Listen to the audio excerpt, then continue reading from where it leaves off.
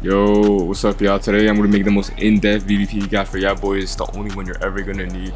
I'm gonna help you get the basics of the game so you become good as me. If you don't already know who I am, my name's Autumaar and I'm the firmware when playing this game. If I'm not rank 1, I'm probably like top 5 in the East. I'm not even trolling.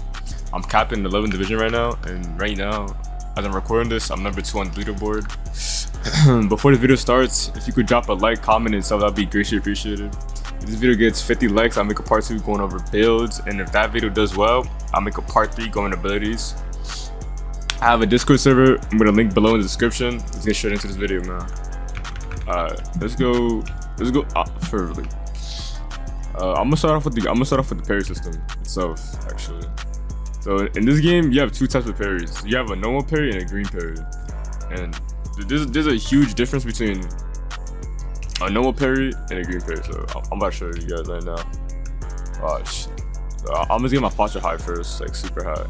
Alright, so you see how my posture is high? You see when I green parry, my posture goes down, and when I normal parry, my posture doesn't go down at all. And that's the big difference in this game. Posture in this game is everything. So you want to try this green parry as much as you can. Like it's a timing as well for the green parry itself. The green parry, it's like when the attack is about to hit you, you parry. But like obviously it's the same thing as a normal parry, but they're like different timing. It's like as soon as like the blade's about to hit you, like look. Hold on. Get him to swing at me. Oh shit. Get him to swing at me real quick. You see when he's about to hit me, you parry and it's a green every time. But obviously you can't always green parry everything unless like you have like crazy hours in the game. I mean, even I don't like green parry everything, but you know what I'm saying? Like just incorporating green parries in your game is like way better than like normal parrying everything. If you normal parry everything, your posture would never go down. So let me get high posture again. I'll show you guys. Alright, so look. Let's have it a green parry. I'm sorry. You see when I orange parry, like my posture doesn't go down at all. I just green parry there, but you see when I orange parry, my posture's still there. But yeah. Alright, as well for parry, this is super important as well, is when somebody green parries you back or regular parries. Okay, so parry. Okay.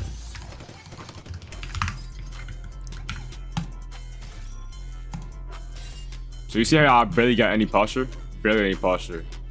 And now look at the green parry. You see I got way more posture back? This is, in my opinion, what really separates the best from the best. Somebody like a green parry almost everything against somebody that's like green parries like here and there. Because green parry in this game is super important. If the person you're fighting is always green parrying you and you're not green parrying back, you are going to lose the fight like 98% of the time, unless there's some awesome cheese build. But it's super important to learn how to green parry most of these things. Super important. And as well to also invest at least 40 strength into all of your builds. This right here, advanced counter 1, is super important as well. You know what I'm saying? It's low-key a lifesaver. What this basically does is, I'll play the clip probably, but it was early in the clip where I parried his thrust, and like you saw my hand went up and like my feet went down, and like that was the parry animation. And when you green parry that, it gives you so much posture back. It's really good. I feel like everybody should invest at least 40 strength into all of the builds getting this. Alright, for next mechanic we're gonna talk about is Bladecatch. Bladecatch is super important, and you need to get this down so red skills never hit you and you avoid them at all costs, right? So what a Bladecatch is, right? It's a substitution for a parry for red skills. When you see a kanji sign, you have to wait until the red skill or the ready crit is going to hit you, then you press Bladecatch. It's not immediately you press Bladecatch when you see the red kanji sign. That's how you get hit, and then it could lead to other consequences. So I'm gonna show you how it looks like for regular Bladecatch. Right? That's a Bladecatch, and you see how it also gives you back posture, right?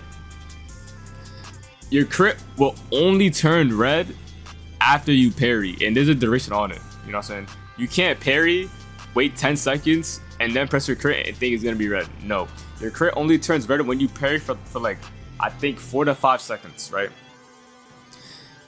This is what separates the GOATs from like the fresh spawns. You know what I'm saying? Red moves are like, you look at them as free posture to gain back when you're on high on posture. Like skills like, for example, skills like Judgment Cut, a red move like this. Yeah, this looks fast to you guys, but I'm telling you, this skill is probably the most easiest posture. I mean, the most easiest move to get a posture refresh on because of how easy it is to read. When you see him reappear in front of your screen, press Bladecatch. I know it's easier said than done. I'll probably find a clip if I can of me fighting somebody using Judgment Cut. But I'm telling you, do not be afraid of red crits or red skills. Look at them as a posture refresher because generally most of them are actually terrible. Alright, so for this step, we're gonna go over Spacebar Dashing. This is way more important than Flashstep in my opinion, to be honest, because it allows you to get behind an opponent's block way easier. And you need to learn how to perfect dodge to even like get behind the block essentially. So Fafa M1, right? This is a perfect dodge M1, right? Now parry when I dash M1 you. You see, so able to parry, so it's still not true even though I went behind the block, and that's the thing with this game. All right, so now use a skill. You go to dodge skills as well. Use cyclone. See, I spot dash by accident by nature, but when it's off CD, I'll show you guys the spacebar dash. Alright, I'm gonna use it right now. Alright, for this section, I'm probably going with spot dodge. Spot dodge is like another defensive tactic to have when like you miss your parry or like you're not confident in yourself to parry. So you spot dodge instead. It has a tighter window than a parry in my opinion itself, but it's not always good to like spot dodge because it's not like type soul where you have like infinite flash steps and like you spot dodge, you could like fast bang off of it so you have like no end lag. It's nothing like that. Spot dodge in this game is simply just spot dodge. You just avoid damage and that's it. So it looks something like this. So that's a spot dodge. You know what I'm saying? I avoided damage and that's it. Alright, for this segment, I'm gonna go over Aerial Fighter. It's the one before Rushdown. So this Aerial Fighter you get at the beginning of the game. I'm pretty sure this is actually free. Actually, like costs 75 soul tokens. I'm not sure, but this it's really good. So how to do Aerial Fighter is you hold shift and you press R. And in this state, you part things yourself. Well, I can't even hit them in that since it's ragdoll or crumpled. No, there's some skills. Well, I'm pretty sure every skill tree has it at least that you can hit somebody when they're ragdoll or crumpled. For example, I'm on speed, so I have 2 skills that can hit ragdoll or crumpled. So this is what it would look like. And I'm able to rush on off it as well. So having skills that hit ragdoll or crumpled, it's like free damage. The damage doesn't like go half. It does the full damage of what that skill would do, and it's for free. So another thing with aerial launch as well, you go to ZSTEP off it. So for example, it would look like something like this. Shift R2 and then press Q as well. See, something just like that. So it'll be Shift R, whatever skill you want as ZSTEP, and then you press Q. And as well, even if you don't have a skill to hit when they're crumpled or ragdolled, you could also like time your skill so like when they're gonna get up, your skill could hit them. So it looks something like this. It's something to get down, but if you get it down packed, it's like good pressure on them. So I'll be like this and then false cutter immediately. You know, not immediately, but like you'll wait a little second. So yeah, I'm gonna try again. Hold on, look. You see that? When you got up, my compound rush it instantly hit them. So yeah, that's about it. Just learn how to time your things if you don't have a move that can hit crumple the ragdoll and like little stuff like that. It'll like change your gameplay. All right. So I'm probably gonna go over the most simplest move. Not simplest move. It's the most simplest mechanic in the game called Rushdown. Rushdown is obtainable at level 10 for 100 soul tokens in the miscellaneous tree. So what a Rushdown is when you knock somebody back, you're able to TP to them, and you know you're eligible to Rushdown when you circle and when your cursor sends it to a square. So for example, right, on your last M1, it's always gonna be a knockback, and I rushed him down. You see, like my cursor turned into a square. That made your elevator rush down. And you can also rush down off moves as well. So for example, you see how my cursor turned to a square? I can rush down again. And then there's also a second type of rush down where it's a manual rush down.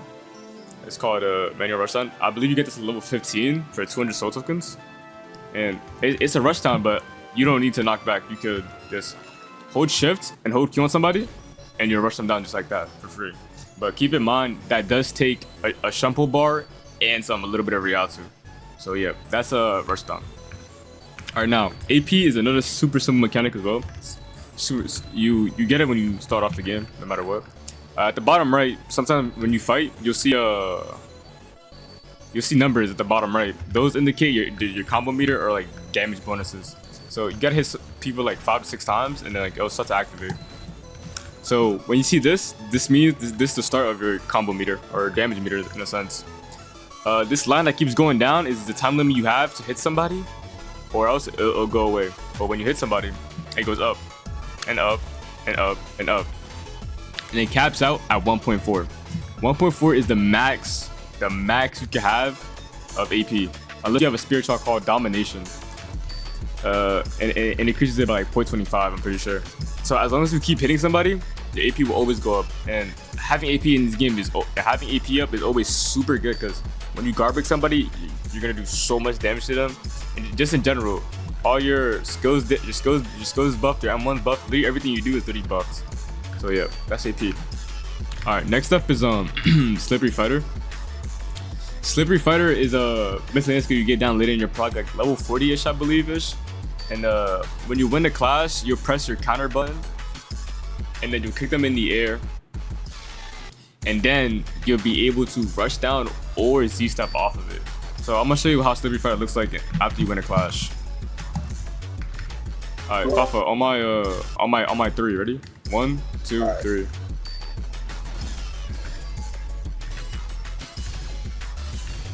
Right, so this is how Slippery Fighter looks like. You gotta spam your counter button, and then you'll kick them, and then you're able to rush down to them. Just like that. And then I'll show you guys the Z-step version of it. Alright, I'm on my 3. 1, 2, 3. And I'm gonna show you guys the version of Z-step off Aero Fighter. And then that's the Z-step version of it. Alright, for this mechanic, clashing is super important. Don't look at it as a standstill, like a useless mechanic. Cause when you clash, right, when you have high posture, you winning a clash, right, it gives you your posture back. So let me tell speed, get my posture high, right. So when you win a clash, right, you gain back posture, and as well it puts you on the offensive, right. So let me show you that on my 3 clash. 1, 2, 3. Right, so you saw how my posture was high earlier, right? Now when I win a clash, my posture is going to go down, right? Tremendously, right? It's a good amount, and he gains posture from me winning, right? You can also Z-step off a clash, but I'm not gonna be able to show you, because when you rush down, since we're rushing down to start off the clash, I'm gonna be on a rush down cooldown. So by the time I do win the clash, I can't Z-step if my rush down is on cooldown. So I'm putting the link in the description to like a website for you to get better with your clashes. Some tests have made it. It was actually pretty helpful. And yeah. Alright, so now we got the Z-step. Z-step is a mechanic that you get when you learn Rushdown. The game tells you you start using it at level 40 in Arctic from the little quest, but you could use it at any time. So how the Z-step is not on knockback, you press your move and then you press Q, right? But your moves have to be Z-step compatible. You know your skill is not Z-step compatible if it says it when you hover over, it says Z-step incompatible, like in like red text, right? So me right now, I can't Z-step off any skill right now, off knockback, but there's also another way to Z-step off air launcher, how I did earlier. So let me show you guys. So it'll be Shift R, your move, and then you press Q, right? Just like that. You can also counter the Z-step, and also counter some. You can also counter the Z-step from my POV, but there's also a chance that if you miss your counter on the Z-step, you also get punished. So Let me show you guys how that ZSTEP looks when you counter it. You see right there? Counter the ZSTEP, right? And it acts as a Bladecatch. It gives you posture back. So that's the good part. Now here's the punishment if you miss the ZSTEP Bladecatch.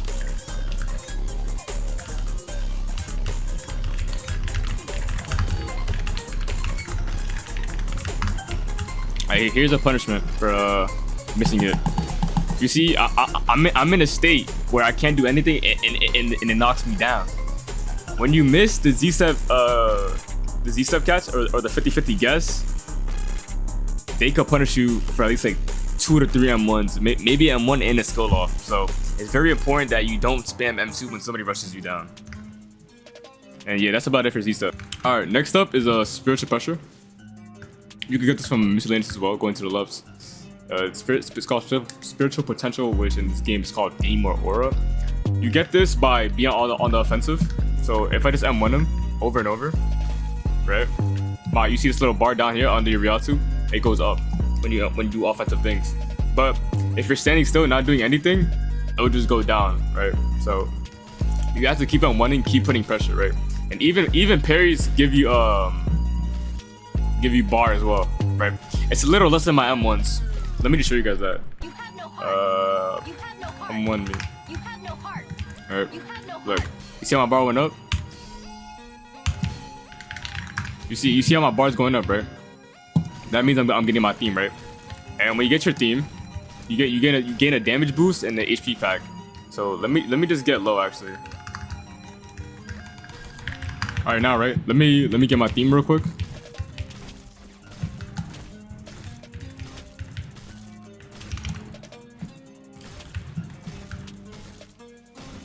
Oh, you guys get your theme off schools as well. I forgot to mention that.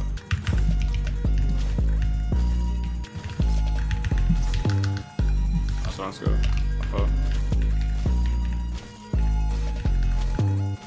Right, you know you got your theme when your character highlights whatever ray color you have, right? So then you hold down whatever keybind you have for your theme. You hold, for me it's G, right? So now theme, I do my little animation. It's like a bar and a half HP pack, and your output goes up. Output in this game, it buffs your damage for 1, and it gives you like a mini defense. It's not a lot of defense, but the good thing about theme is the output. Output in this game is very strong, very strong. Like me fighting somebody at 111 output starting off, and they're at 100, it puts them at a severe disadvantage, right?